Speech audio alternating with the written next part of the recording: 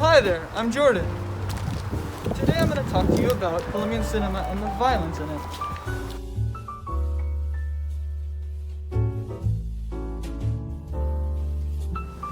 Colombian cinema overall has attempted to display a kind of exclusion of the average Colombian from their daily lives and their homelands. I think it does it quite effectively with a very simple plot structure of what I'd like to call the failed hero's journey, where our hero tries to overcome their dire circumstances, but is inevitably just pushed out of them. And I think the best movie for this would be actually The Colors of the Mountain, or Los Colores de la Montaña by César Arbeláez, which depicts the story of a young, poor rural boy in a very small village named Manuel. He wants to become a football star. Good goals, he lives a very simple childhood, but there's a bit of a caveat to it. He lives in a village that is currently in the middle of a guerrilla warfare between the FARC and the Colombian government.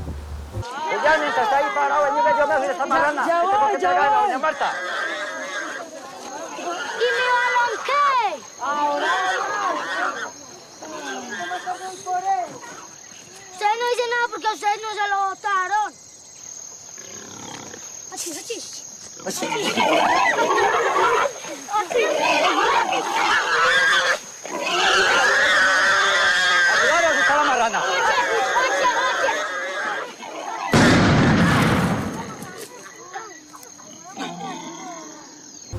And this warfare eventually leads to him having to leave because of the fact that nothing can happen. Kids are dying, pigs are dying, schools are being shut up.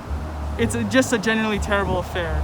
The director wants to inform us that warfare is okay, but it can never enter the lives of the innocent, because once it does, it ceases to become a warfare of good. It becomes a warfare where lives are being lost at a mass scale.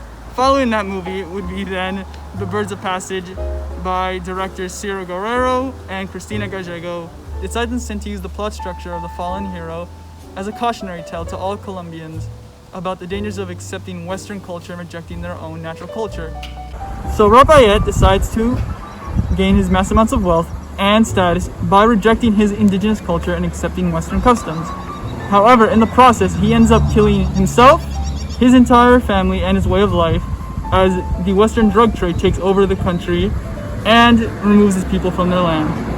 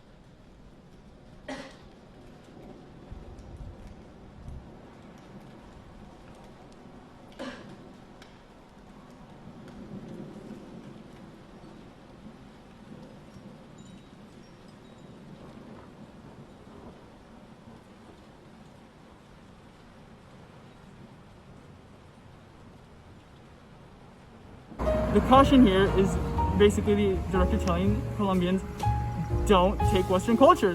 Be proud of your indigenous culture, be proud of the Colombian culture that you have, and don't become westernized. Otherwise, you'll become imperialized.